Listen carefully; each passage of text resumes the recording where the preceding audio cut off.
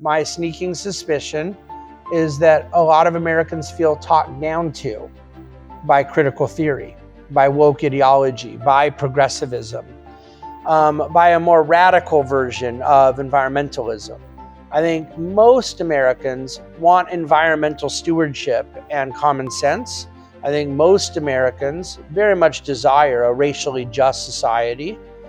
And yet I don't think the prescriptions that they have been offered in some of these areas have been satisfying. Countries that focused more on the distribution of profits or redistribution of profits tended to be much poorer countries and had much less resources to help the poor.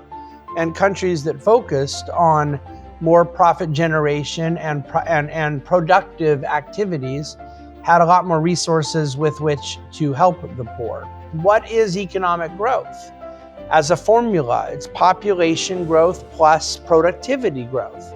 So you're going to have to increase productivity a great deal if your population's declining. And this correlation is almost perfect, that in societies that had a low view of children and a low view of fertility, a low view of family, you ended up having a high view of excessive government debt.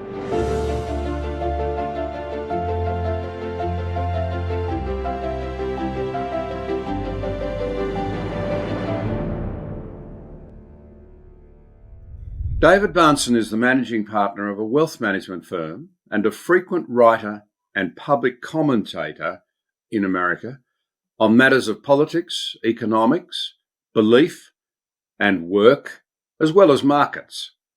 He's the author of several books, the latest being Full-Time, Work and the Meaning of Life. I've been looking forward to this because David is a very clear thinker and an exceptional writer, so you may very well enjoy seeking out his articles.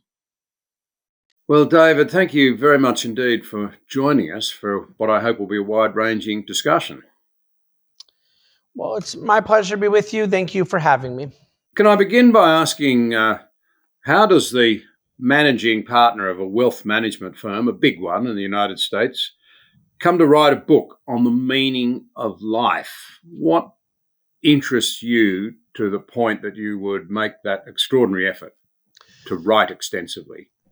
I believe very strongly that what I do for a living and my interest in the field of economics is about the meaning of life. I believe that economics properly understood has to do with human activity, the way in which we allocate resources, of course, but also our capacity as moral beings with agency and with great capabilities. So the tendency of the economic space to reduce the study to something that is purely mathematical or purely atomistic or scientific, if you will, I think doesn't do justice to what economics really is. In the specific profession of finance that I am engaged, all we are doing is bringing capital as a tool and an instrument to aid in these endeavors. And these endeavors speak to the heart of the human spirit and what the human being was created for. So that is the meaning of life. And in that sense, I always felt that this book and a lot of my adjacent areas of interest and passion are not all that disconnected from what I do for a living. Although I certainly understand how it can seem to be one or two steps removed, I think there's a lot more overlap than people think. Well, that's a very interesting start.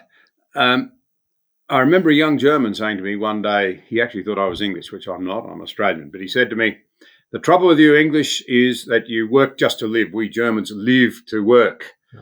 Interestingly, you made the comment, I think, that that work actually is the meaning of life. And if we can drill into that a bit more, it'd be interesting, because a lot of people would be horrified. They'd say, no, you work to enjoy your life, but you're saying, no, it's the meaning of life. Can we just tease that out a bit more?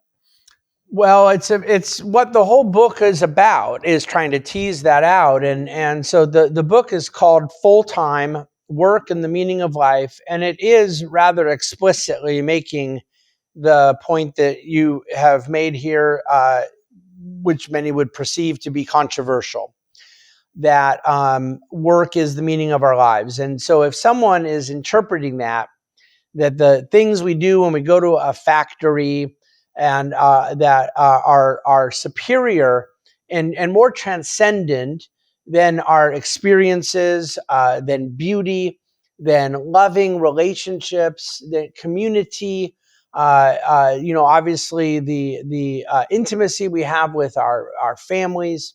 It would be a misunderstanding of what I'm saying. I believe that the identity of the human person involves our relationships, our families, but it does not exclude our vocational activity.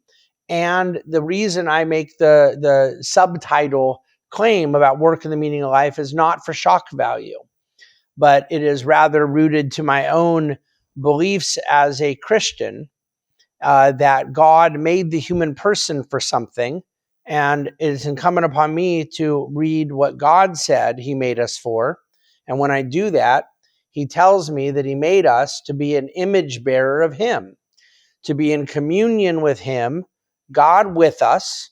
He wanted our communion and created the world so that we would be the stewards of that world, that we would cultivate it, that we would have dominion over it, that we would build civilization, that we would act upon the great critical mass of creation to make things, to do things. And every one of these verbs that is found in the creation account of Scripture is a synonym of work.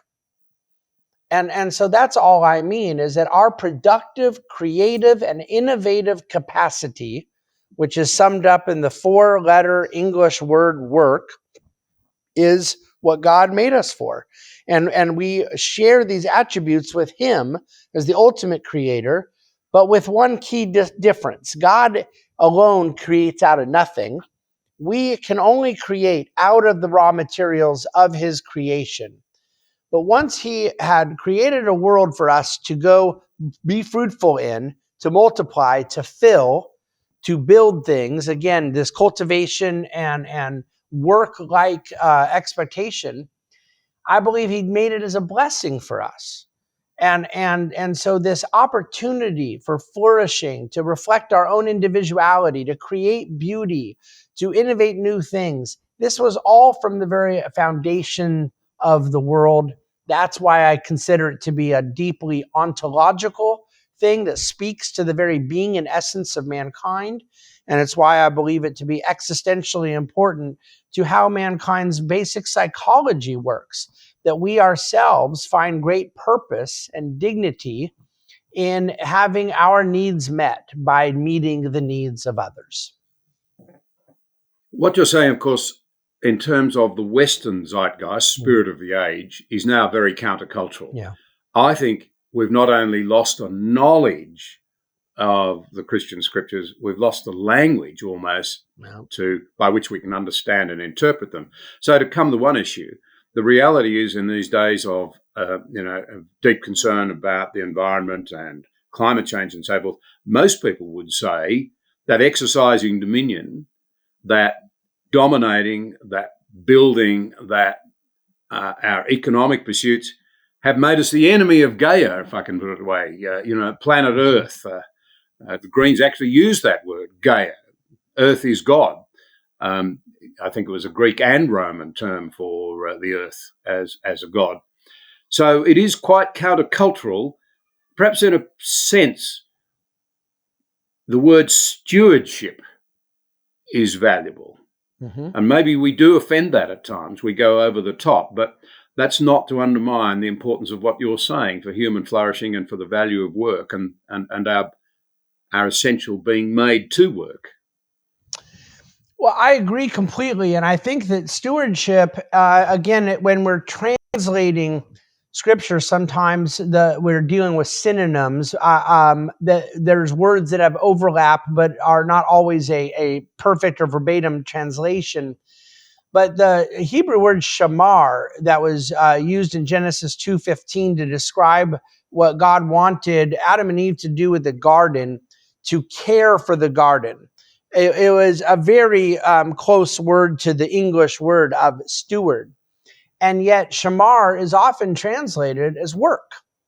And the word avodah, which was literally the word used in the Ten Commandments, 6 days shalt thou work and do all thy labor, is also the Hebrew word where he said in Joshua, choose this day whom you will serve, who avodah. There is a use of these verses that grammatically, not let alone theologically, call for us to see these things as all one and the same. And that overlap, I think, is beautiful, but I also think it's profoundly important to the way we understand work in the context of God's creative design for our lives, not merely as a chore.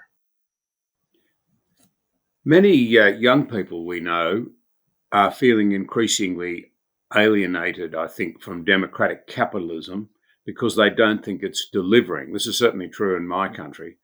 The cost of living issue, particularly the business of trying to afford housing affordability in much of the Western world has reached the point where it's actually delaying family formation. And that only further exacerbates a problem where children seem to be off the agenda for a lot of young people. If they have any at all, they have them very late and they don't have many.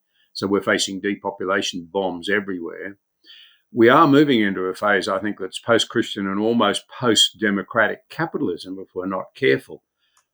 I think we've failed, have we not, to educate people as to what really works in terms of delivering prosperity?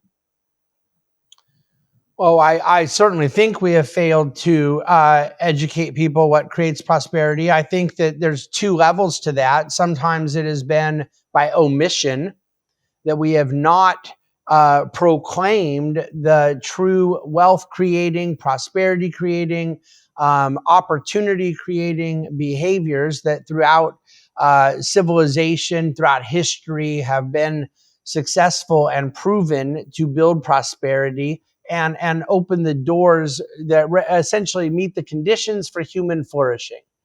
So when we fail to teach these things, we get something that I think is generally very distorted and disordered. However, I would add that sometimes we are flat out teaching the wrong thing. And this is where I think that the 20th century was supposed to have answered the question about collectivism, about socialism, about Marxian thought, and proven that these various forms of collectivism were failures, and that in the more classically liberal and free construct, one opens the doors to these avenues of flourishing that you and I believe in. And I become mystified here 25 years into the 21st century that we're having to relitigate some of these debates.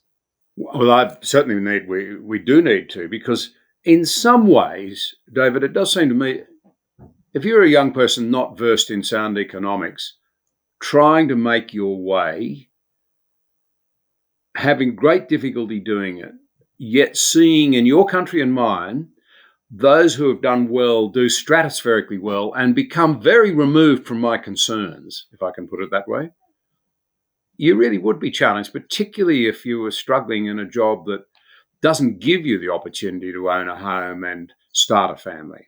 Yeah. And this raises the whole question. You and I profoundly believe that sensible economics is a better way to live, and if you like, done properly, a more just way for us to order our societies and the alternatives you've talked about. But it doesn't, on the surface of it mustn't feel like that for a lot of young people at the moment. I suppose the point I'm raising here is it does seem to me that too many elites today, too many leaders have not thought carefully through how they make sure our society works. It's a bit of a Me Too problem.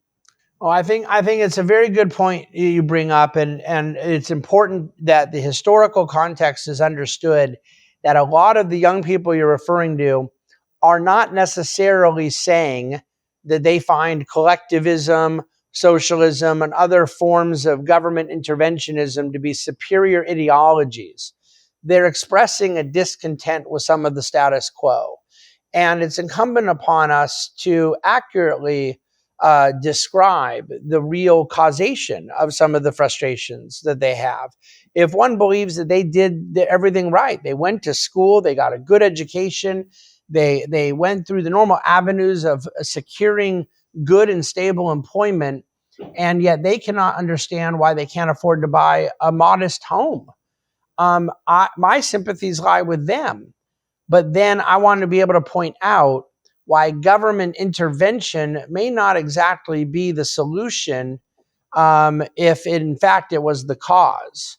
That there is significant problem with student debt, with healthcare cost, with housing cost, with downward pressure on wages that, as they see in terms of real wages, net of inflation, that oftentimes can very easily be demonstrated to be the cause of the actors that we are seeking to be the cure.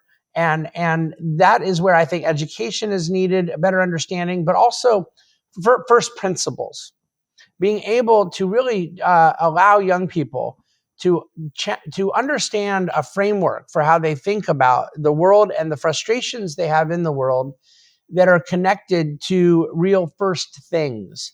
And I don't think we're doing that enough. And so when it is purely based on our impulses, our emotions, you really do get a populism that may not be totally tethered to ideas, but ideas have consequences. And I would rather us recover good ideas and get rid of bad ideas. And I don't think we're allowing that process to happen. Well, two ideas I'd like to explore with you a little bit. Many young people now, particularly in my country, probably less so in the States, but certainly here, would express, and frankly, many Christians, here are a lot of Christians who think very poorly about economics. They don't understand properly the linkage between good economics and justice. They want justice dressed up as poor economics often, if I can put it that way. So one question would be, you hear it quite often, why is profit not a dirty word? Profit has played a massive role in creating wealth. Well, I don't want to preempt your answer, but is now seen as inappropriate by a lot of people, painted in our universities as inappropriate. Well, and this does beg the question as to what wealth creation itself is. And if we define wealth as the goods and services that lend to a higher quality of life, a higher standard of living, the notion that the mere accumulation of capital becomes a rather silly definition. Most everybody would rather have 1 million US dollars to buy goods and services than have 10 million Zimbabwe dollars to buy goods and services. So the goods and services with which we can transact, trade with one another, and experience has a lot more to do with how we actually define a real standard of living than just merely monetary units. But justice is a moral concept, and just exchange is a moral concept. And when we look at profit, where it is coming out of just exchange, we are creating two winners in each Yes. transaction.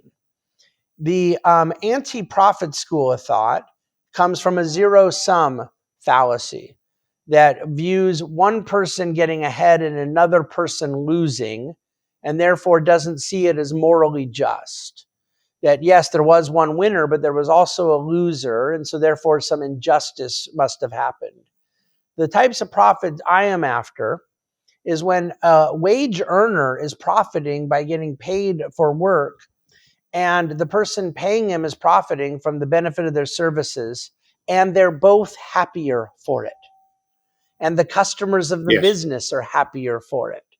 And the various stakeholders have all benefited. Now, one can regret a transaction later, but all we need to do is obsessively focus on freedom of exchange, not compulsory exchange. And what we have done is set the conditions for a lot of people to be much happier as different levels of profit are obtained. And this basic economic concept, I think, is too often ignored. And profit gets demonized without understanding that profit is generally achieved from voluntary transaction between two different actors that are both profiting, albeit in different ways. It's also fair, surely, to say as well that it's profits that you tax in order to ensure a degree of justice for those who are marginalised or can't work or are in awkward circumstances. Government does have a role to play, but it doesn't create wealth. It's dependent on other people creating profits. And very often the people who are most against profits are, in fact, the people who are saying the government should do more for me. That's exactly right. And that's one of the points I was making earlier about the testimony of 20th century history, that countries that focused more on the distribution of profits or redistribution of profits tended to be much poorer countries and had much less resources to help the poor. And countries that focused on more profit generation and productive activities had a lot more resources with which to help the poor. But nobody who believes in helping the poor can believe in doing so without profits. There has to be some gains from which the poor are being aided. And the debate about the distribution of those profits never changes the presupposition that there are profits to see the gains provided for in society. Now, within that debate, there's a school of thought about what the equitable distribution ought to be and who the decision makers ought to be and the role of private property. And I have strong feelings about all those subjects too. But the point you make is the sort of first one that I think people have to understand. There is no mechanism for aiding the poor if we have demonized the profits that are necessary to improve the overall well-being of society. Well, that leads me to the next dilemma in this, which is that despite your country and mine and many others, their enormous productivity per person and so forth. I mean, the American economy is legendary for it. It's innovative. It's dynamic. It's quite extraordinary. And ours, for a mid-sized economy, has been very strong indeed, the 12th largest in the world with just 26 million people. Yeah. And yet, here's the rub, no one's satisfied. We demand more and more and more from government, and they are racking up unconscionable debts in the name of helping people. Yeah. Butter, not guns, so to speak. And it now threatens everything, it seems to me. I mean, I am astounded and deeply concerned by the level of public indebtedness that's exploding right around the Western world, including in your country. I think you're adding, $1 trillion or so a year to around 35 trillion public sector debt. I mean, how much money is that? It's a mind-boggling amount of money, and it must have serious consequences. Well, it most certainly does and will have serious consequences. The public debt is probably somewhere around 29 trillion. The total debt is closer to 36 trillion. And so there's, debate about where the intergovernmental debt ought to be considered in there. But then the part you bring up about what is being added to the debt, the annual budget deficit, I think a lot of people would celebrate if it got back down to $1 trillion a year, because it's been running on a average basis closer to $2 trillion a year for some time. And this is in a time where we are not engaged in an active war and where we have not been in any kind of economic recession. And so even those in the Keynesian school of thought that believe in running higher deficits in a period of economic contraction, which, by the way, is not my school of thought, but even if it were, that's not what we're doing. We're running sky-high deficits in a period of economic expansion. And I just want to point out that many have chosen to use excessive government indebtedness in my country and in many others as a sort of futuristic, this thing could blow up type of apocalyptic concept. And there's all sorts of bad things in the future that can happen. But I don't think it's necessary to dangle a sort of future potential severe event as our reason for being afraid. I think we can point to, in the here and now, the negative effect that excessive government debt has had on global economic growth. In any country that has allowed its debt to GDP to exceed 100%, it has put significant downward pressure on the growth capacity of that economy.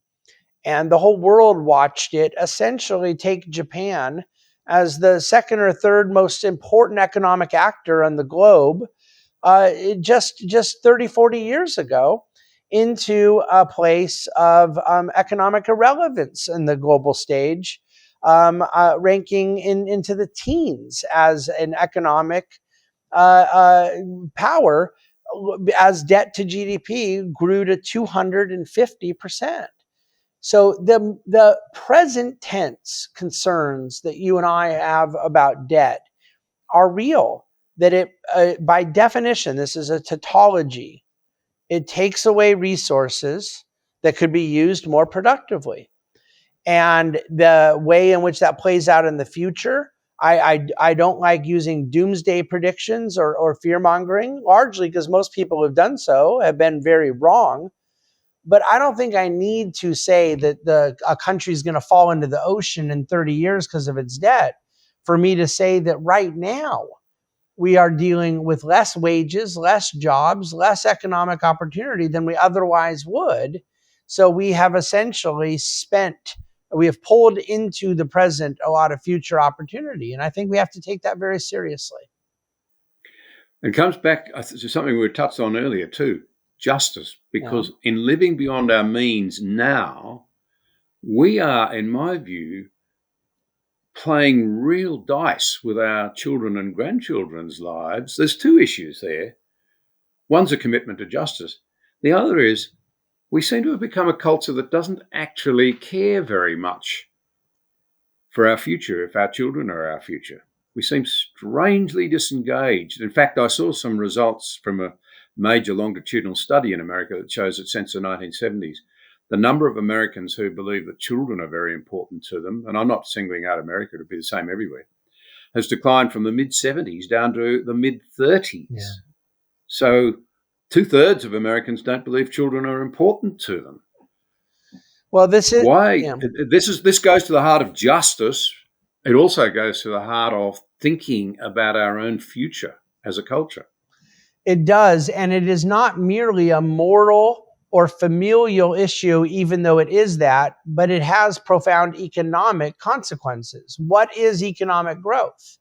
As a formula, it's population growth plus productivity growth. So you're going to have to increase productivity a great deal if your population's declining. And this correlation is almost perfect, that in societies that had a low view of children and a low view of fertility, a low view of family, you ended up having a high view of excessive government debt. And those things work in a negative feedback loop. It's no coincidence that Japan was having 0.8 kids per household in a very aging society while they were spending their way up to 250% debt to GDP. Those that were going to have to bear the consequences of their fiscal decision making were going to be gone. And without that sort of covenantal connection to the next generation of kids and grandkids, it's very hard to motivate people to care. So there's a sort of unjust hedonism and short-sightedness in it. And I have yet to find any solution to that is not directly rooted to a moral and religious society. I think that moral and religious societies value children, and pagan cultures do not. That's a very interesting insight. It also seems to me that a lack of concern for our future plays out in another way. We degrade our security. Incredible efforts go into making certain, for example, that we don't have terrorist attacks on our own soil, and rightly so, that's a good thing. But if you look at the world today, it's plainly dangerous. We're plainly on the back foot. We face an arc of autocracy that thinks we're degenerate and divided and our time has come, and that centralized command economies are better than ours. The historian, prominent economic historian Neil Ferguson observed recently at a function in Sydney that history tells you that superpowers don't remain superpowers when the cost of servicing their debt amounts to more than they're spending on defence. And America, as we speak, is crossing that very threshold.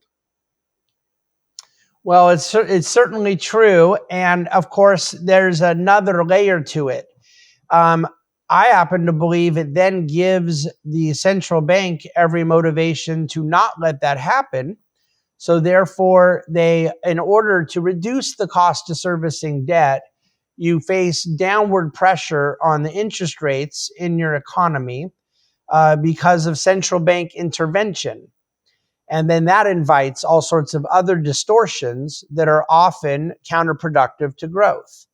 This is a term I use in my investment writing and the academic work I've done over the years. I describe as Japanification. It creates a vicious cycle.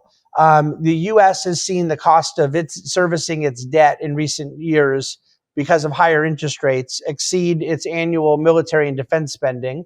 But I don't think that will last, not because the debt will go down, but because the cost of the debt will go down, largely for the same reason Japan did and ran at about 0% interest rates for decades.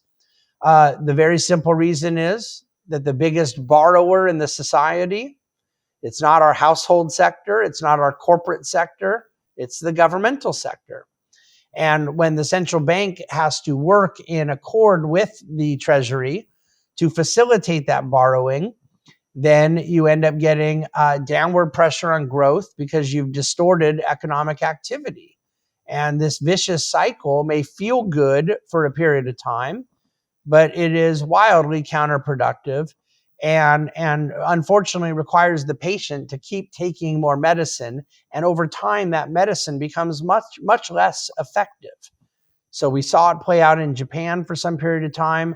And on a lesser scale, it's been happening in Europe and in the United States since our great financial crisis. Where would you say, I've touched on it, but the entrepreneurial spirit of American business has been legendary for a couple of centuries now.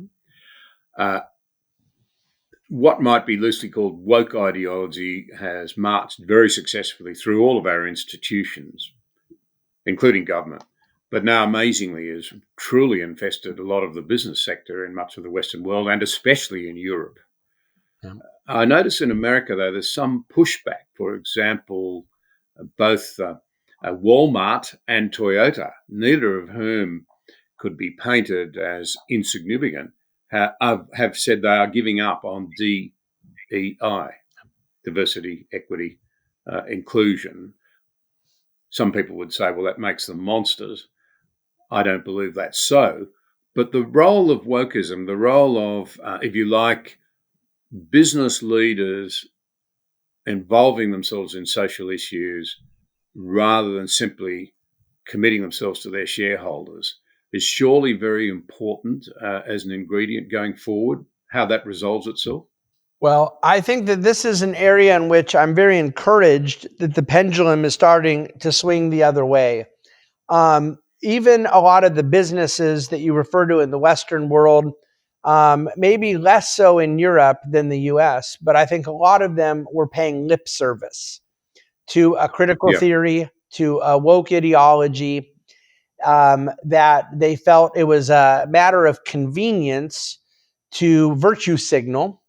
And right now, the last several years have seen a significant pushback the other way. And you referenced some of the companies that have come right out and said so very recently, like Walmart and Toyota. But many other of these endeavors in both the ESG camp and the DEI camp have faced a pretty tremendous reversal to a point where in our financial markets here in the United States, bragging about some of the DEI and ESG initiatives has become a negative for your business, not a positive. I do believe that some of that is rooted in the DNA of America that is very meritocratic. and DEI is definitionally non-meritocratic. I think that a part of it is that maybe some of the progressive left went way too far, and it violated a lot of the common sense that a lot of Americans and American business had, about what made most sense in hiring and in the way we think about the sort of economic justice of our society. Meritocracy is a very important thing, for people to believe that their efforts matter. That is a matter of justice. And when one believes that their efforts do not matter, their productivity, the results of what they do, that those things matter less than their identity along the lines of race, class, and gender, then we have failed in our duty to be a colorblind society, free of prejudice, free of discrimination, and focused on the contributions that people can make. Corporate America should have been the last place to hold the line against woke ideology. And I think it failed in that for several years. But I hold out hope that that tide is turning. I think we can all agree any objective analysis of progressivism, of critical theory, of the way it's filtered through, has been a failure. Yeah. I mean, it's not succeeded anywhere in building more harmonious, more contented, more prosperous, freer societies. It just hasn't. No. It's gone the other way, Yeah. and I suspect that had a lot to do with the outcome in the 2016 election and the last one. We might come to that in a moment.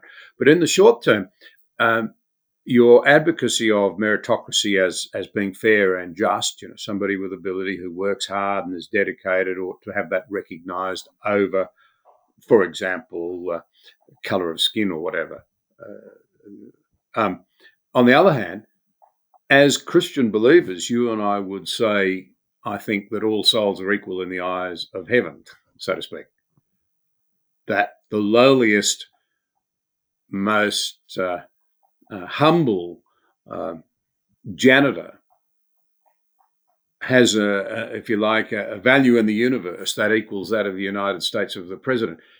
You must have thought a little about how you balance a meritocracy with, and your concept of justice springing from it, with how you therefore at the same time recognise the true dignity and worth of the small person. Because I think a lot of the virtue signalers that you're talking about probably started out from a place of real intent. Let's try and make it fairer. In the process, they've made it less fair, and it hasn't worked. But we need to be able to point to a better way, I think, more clearly than we have been doing. Yeah, I agree completely. I think a lot of it comes down to an economic concept. And you notice this theme in my thinking, that much of what we have said is economic and somewhat objective and scientific is actually deeply rooted to the value system and our beliefs about justice and morality. One of my beliefs is that the price mechanism is very different than the existential value that somebody may have. In other words, I believe it is worth more to me what I pay my lawyer for corporate transactional advice than what I would pay for janitor or janitorial cleaning services. But I do not believe that one person possesses more dignity than the other. So the price mechanism exists to reflect subjective values in the economy, but that our moral relationships with individuals speaks to their place as an image bearer of God. I believe I strip the janitor of dignity when I say that what they need is to not have to do janitorial work, but to have their needs met by the largesse of others. When a janitor who has the skills to do that work and is compensated in line with market forces is serving others through their work and through their efforts, they're reflecting their creative output as a created being made in the image of God. And I do not believe that makes them lesser than or greater than an attorney or someone else who has high socioeconomic value in society. So there's a category error there that's very important. My view is that the way in which I see all economic actors, albeit folks of individual strengths and weaknesses, of individual taste and preferences, of different hopes and dreams, and by the way, different skills and talents. All of us being subjected to the price mechanism and what our labors may be worth in an economy, it speaks to one category of human living. But it also is incumbent upon me to point out that I do not believe in a society where 50% of people go through the glory of producing while 50% are robbed of the glory of producing and are merely there to consume. That is a dehumanizing attitude. And that has become the attitude of the progressive left. That there is a certain enlightened camp of people that should be producing, and others that, let's just face it, they're not really all that capable of being productive themselves. I find it patronizing, and taken to its logical conclusion based on my theology, dehumanizing. And so all at once, I'm advocating for a system that, while it will pay different people different things for different values they bring into the exchange of goods and services, it has no respecter of persons when it comes to their ontological being, their existential value as members of God's creation. And I actually believe that what I'm advocating for has a higher place for the janitor and other lower wage professions, if you will, that are nevertheless deeply valued in the eyes of God. It's an interesting comment that you make, the sort of that 50-50 split. And in the context of the last election, I want to avoid being too political here, but I'd just be interested in your thoughts. It must have been, I reckon, very hard for Americans to weigh carefully which way to go. A lot of them in the middle must have been thinking, neither of these options line up perfectly. They would have had questions about, I guess, character and behaviour and past and what do we really know and are the real issues being dealt with. But it does seem to me the Americans must have been saying something about the direction in which they want to take their country. That's very broad, but a bit of a fork in the road. All of the sort of progressive left ideas we've been talking about have not been working.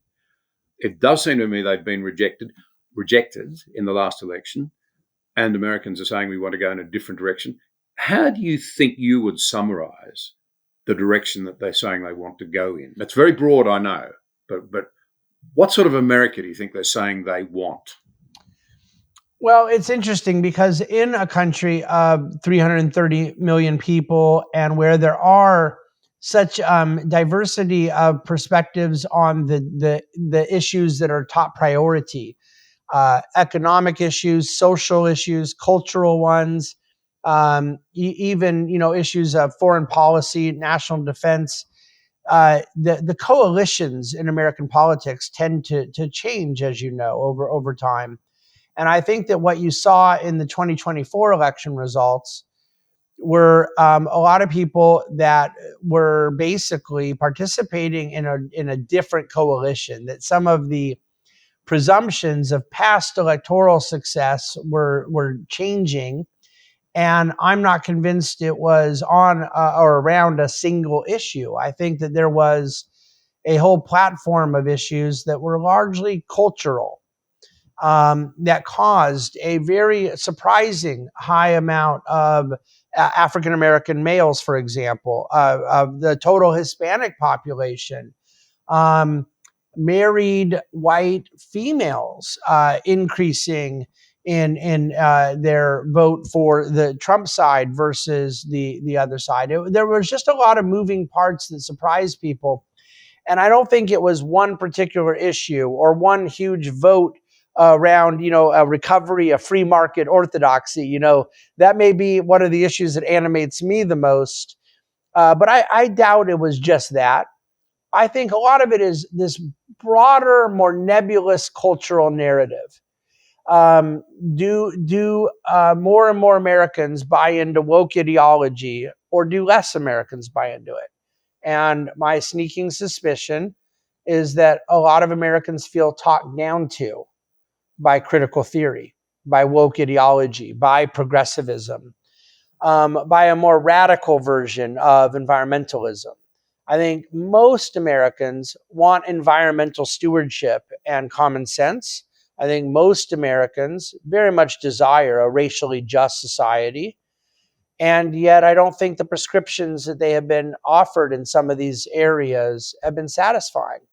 Now, people can debate if they believe that President elect Trump is the right solution for these things. But of course, in American form of government, it's a general binary outcome. And this is the way that the voters went. I myself, as a lifetime um, movement conservative, faith based, deep commitments to free markets, grew up in the presidency of Ronald Reagan and believe still very much in a lot of the principles of that Reagan Thatcher school of thought. I find a lot of things about President Trump deeply unsatisfying. And yet, I can certainly understand why the American politics, even for those who also shared certain reservations about President Trump, found the overall direction of progressive leftism to be more concerning. So, politics, like many things in this fallen world, is sometimes a matter of adjudicating prudentially between two imperfect options, and you hope that one is less imperfect than the other.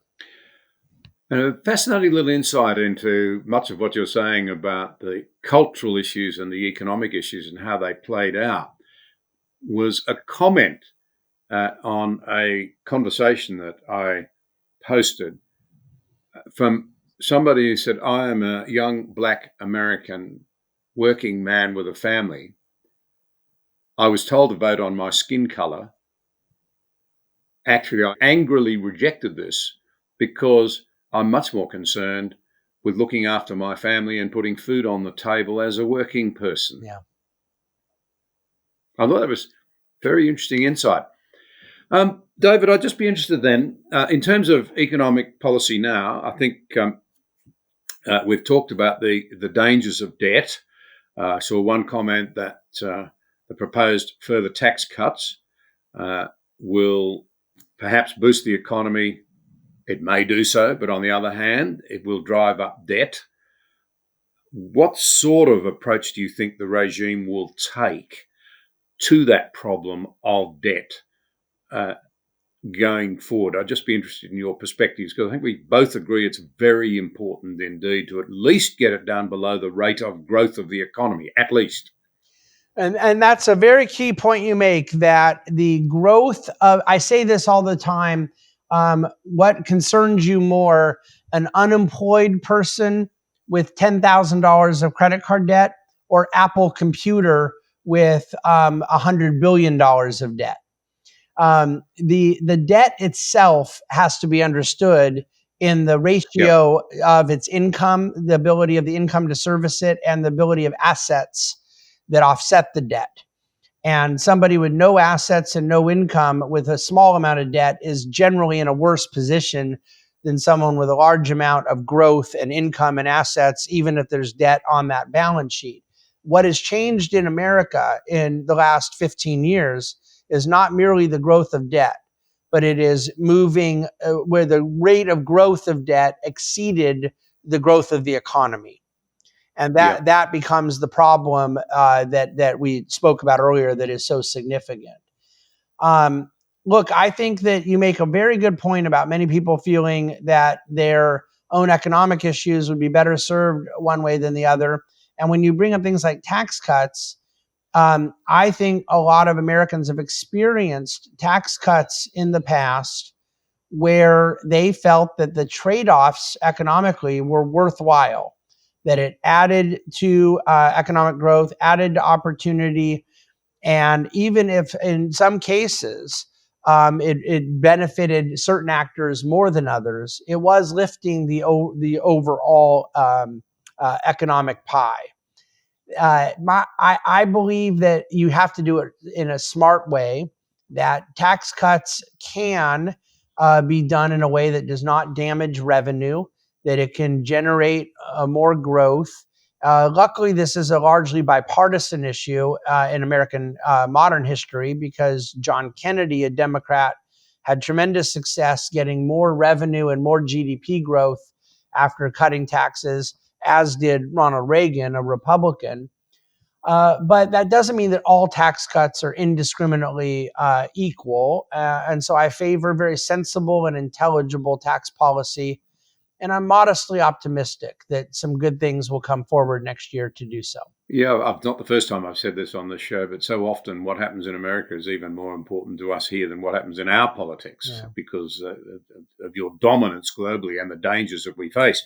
And that leads me into another question, that of tariffs. You and I think, well, I'm presuming in your case, but as somebody who's been very interested in good economic policies, I have welcomed the opening up of trade, the breaking down of barriers, including tariffs in recent decades. Now we face a problem. It's been abused by the people to our north, frankly, China. And they are really threatening global trade reform and the orders, an order-based system. And I can actually understand in an emotive way why people would think, oh, we'll slap tariffs on. But unless they're very well constructed, very well targeted, and really based around an understanding of subsidization of industries, dumping or what have you, I think you and I would agree they're very damaging. They potentially could do a lot of damage to the global economy and indeed to America if mishandled. Where do you think this one will go? It's such a hard question to answer because of the unpredictability of President-elect Trump on the issue, who on one hand has said time and time again he supports tariffs and believes in certain things about tariffs that I do not believe to be accurate, but on the other hand has said time and time again that he wants to use them as a negotiating tactic to extract certain domestic policy successes that might not have anything to do with trade itself. I start with the basic presupposition, if you will, that I do not believe that limiting trade is a good thing. And then, therefore, any barriers we put up with to trade or that other countries put up to trade is a net negative to economic growth. Now, there's prudential room for discussion about what terms of trade you want across different borders. But when the discussion is protectionist, when the discussion is rooted to if we are buying more things from them than they're buying from us, it must be unfair. I think there's a certain economic ignorance there that is very dangerous. But if you're using tariffs in the way that President Trump seems to be indicating he wants to, as a sort of blunt instrument threat to get Canada's cooperation at the border, or Mexico's increased help in stopping drug trafficking, those types of things I think are a different category of how I'd view tariffs. Fundamentally, I am one who believes in the law of comparative advantage, and I believe in countries getting richer together by trading with one another. And I believe on some days that President Trump believes the same thing, but he certainly is more willing to use tariffs as an instrument of negotiation.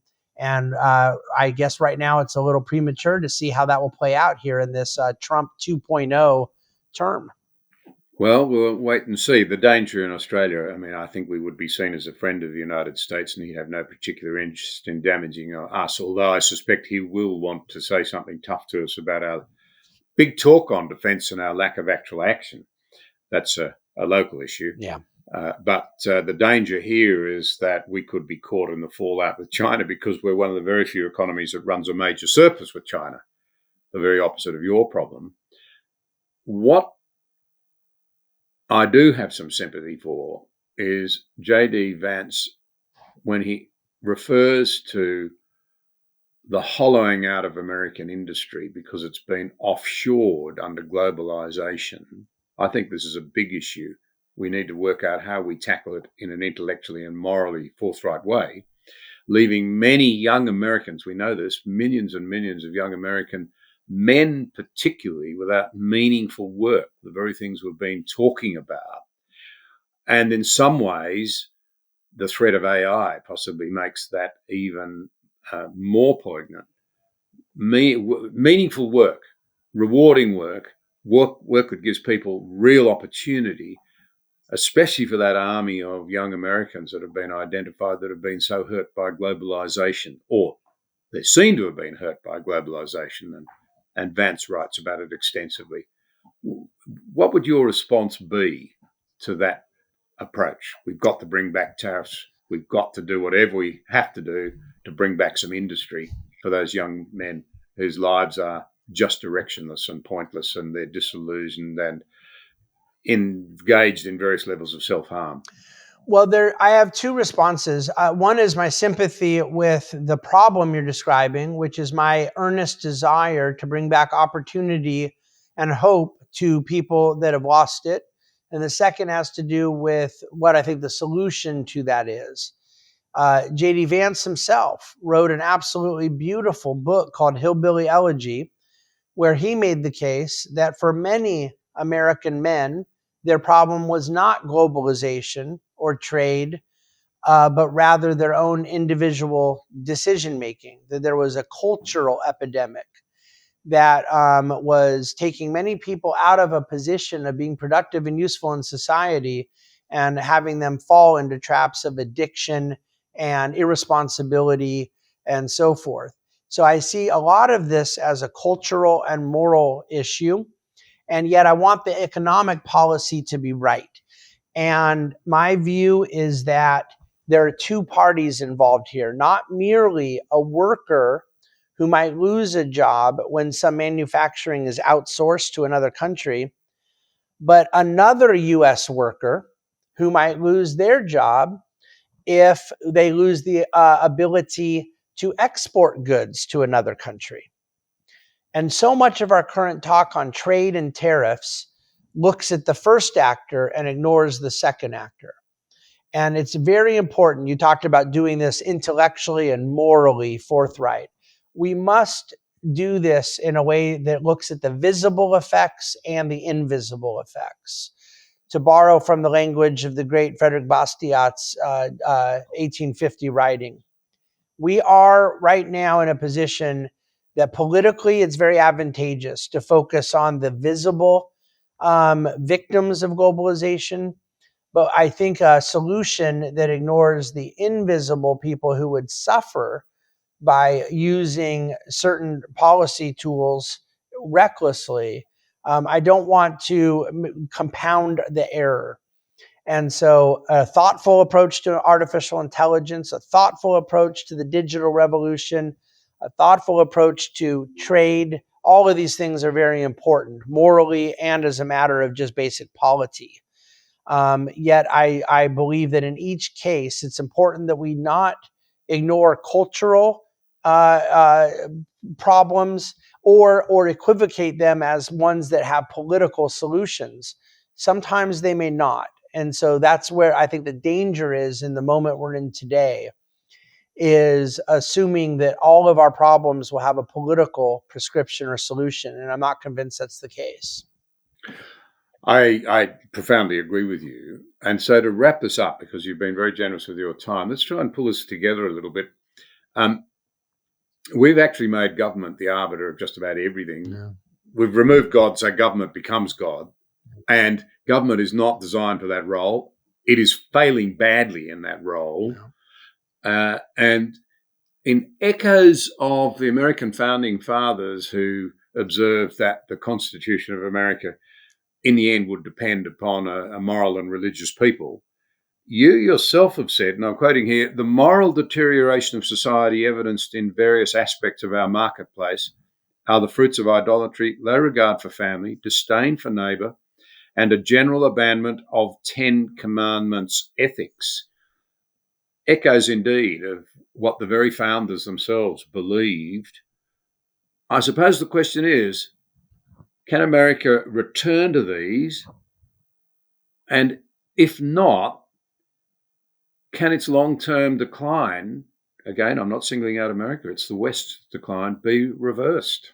Well, the reversal will require a return to those things. There are there is a moral foundation that has to serve as the platform by which we seek societal improvement. The rediscovery of the West cannot happen by abandoning the things that made the West great. And so there will absolutely have to be a recovery of these notions that you're referencing. The question I think a lot of people get hung up on is their individual level of optimism or not that such things are possible. I happen to have a great degree of optimism that we can rediscover the things that made the West great. I believe that there is always an opportunity for redemption and reformation.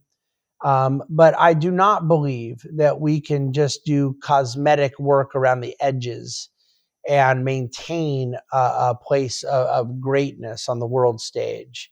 Ours is a problem for the soul. And this is, it took many decades to get in this situation. And I don't think it'll be fixed in one election. And I don't think it'll be fixed in just a few years. I am what I call an incrementalist. I think we will have to incrementally work our way through it. And very few people on the world stage have a lot of patience right now for incrementalism. So it's a challenge to view things this way. But I'm not a revolutionary, and I believe that unfortunately, this is going to take some time to get out of, my friend. Pearls of wisdom. David, thank you very much indeed for your time. You've been very kind. Well, thank you so much. Really appreciate your thoughtful questions.